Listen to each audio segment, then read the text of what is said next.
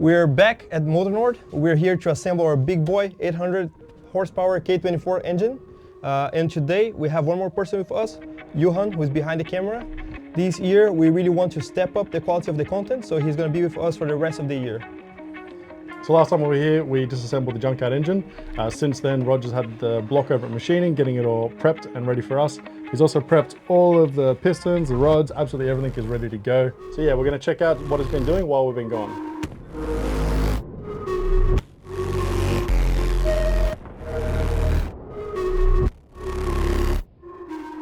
All right, so Roger's going to tell us what have we already prepared and what we're going to do today with the block. Yeah, we're gonna start with assembling the short block. I have already checked all the clearances and gapped the rings and all of that stuff, so it's up to spec what we want. Nice. So yeah, first start with that, and then assembly the head, get that on, get the cams in, and timing chain, stuff like that. And after that, we're gonna put all the accessories on, like dry sump, the manifold and exhaust manifold and stuff like that. All right, let's get started with assembly. And remember, if you need any of these awesome parts, head up to motornord.se and use the code FORZA10 to get 10% off of everything. Or if you need a complete engine, just get in touch with us. And if you like us getting you these kind of deals, remember to like and subscribe so we can bring more deals like that.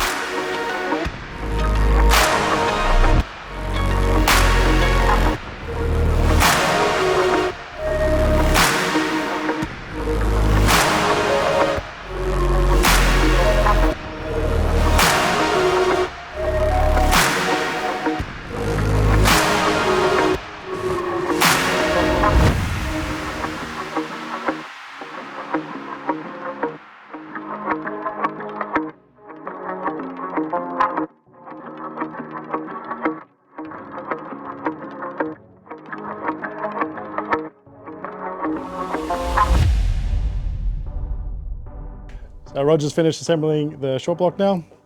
Next step is going to be putting the head on. He's already gone ahead and put all the springs and valves in, so it should be nice and quick. Next step, ready to go.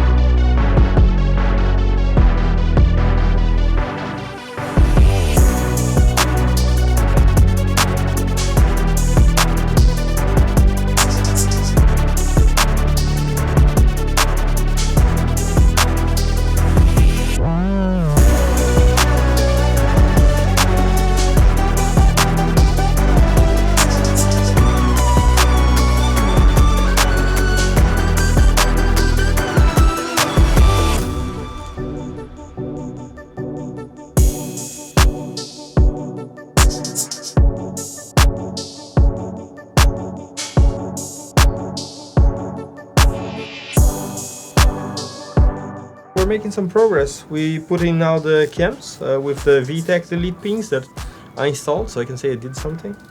But yeah, looking good.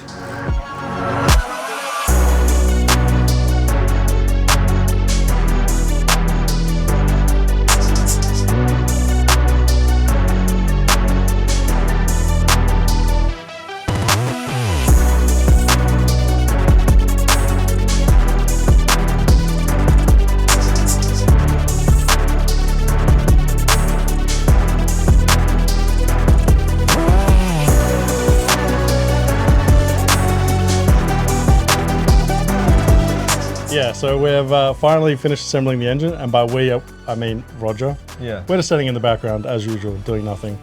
But yeah, what's next? Now we're gonna get the pace dry sump into the engine. We got some fancy titanium hardware from T7 Design. We're gonna bolt that all up, have some covers, the plates and all that stuff going on. And then finally the cool stuff, the accessories, the hot side and cold side. Let's do it. I can't get over the stepladder. He's a little man. We do what we need to do.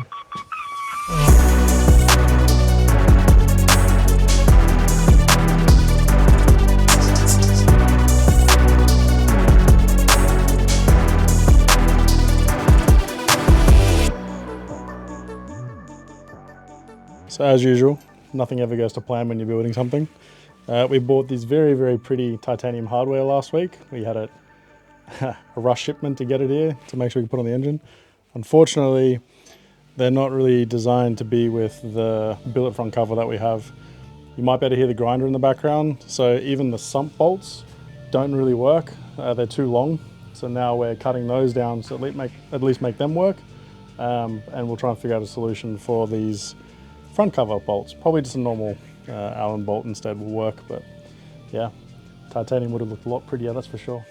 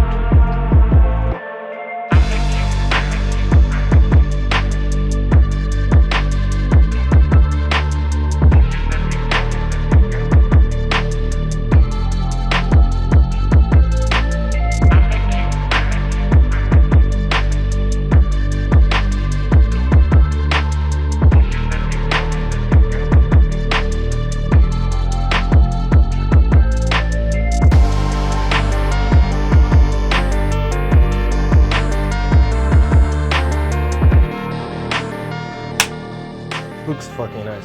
My first proper engine. Like, you couldn't get much more hectic than this. For the block, we have the ZRP HD rods, JE Ultra Series pistons, and Darton dry sleeves.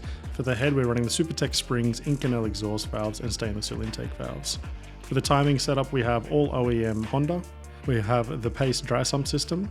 We're running the Drag Cartel billet valve cover, and billet front cover is from Skunk 2. Our block-off plates are from T7 Design, and we are running the Prac-Works carbon intake manifold. The exhaust manifold is Walton Motorsport, and delivering all the boost we could need is the Turbo Smart 6466, their Gen 5 ProGate 50mm wastegate, and their Gen 5 ALV40 for our fresh air anti-lock system. Our entire fuel system is delivered by Nuke Performance. So once the engine's back home, we can show you all the different parts going onto the engine and into the car. Yeah, from junkyard to pretty decent. This is pretty fucking sick, dude. Yeah, can't wait to have these things like back on the dyno. Let's see how hard we can push it. 1,000. Yeah, that would be cool. I keep saying 1,000, I'm not doing 1,000. Yeah, so we did run into some issues. Yeah. Not trying to throw anyone under the bus, but the dry sump doesn't work with a lot of the aftermarket stuff that we have involved with this engine. So we're going to have to consider whether we get rid of that dry sump and swap to something that's a little bit more higher end, let's say. If we swap dry sumps. Yeah, if we swap dry sumps, it'll be to probably the Ata Verdi, which is a very well-known one here in Sweden, probably globally actually. Make a very nice setup. But yeah, we'll review on the way home, see if there's any way that we can make this one work. Yeah. That's why the dampener's not on, because it doesn't work with the pulley. So Yeah. we'll figure that out. But man, Some other like small hurdles, like the hardware didn't fit, the turbo return flange doesn't work with the Skunk 2. But you know, small stuff. We'll get it back home, get it all sorted up, and then come back here for the dyno. yeah. Back again in another month or so. Yeah, another 12-hour drive for you. Yeah. Roger's well and truly sick of seeing us. It's been like 3 times in 2 months or something, so. He's saying he loves it. Yeah. He's in the background. It's like, come back, guys. He loves giving up his Saturdays, because it's Saturday today. All right, that's it. Let's pack it up, head home.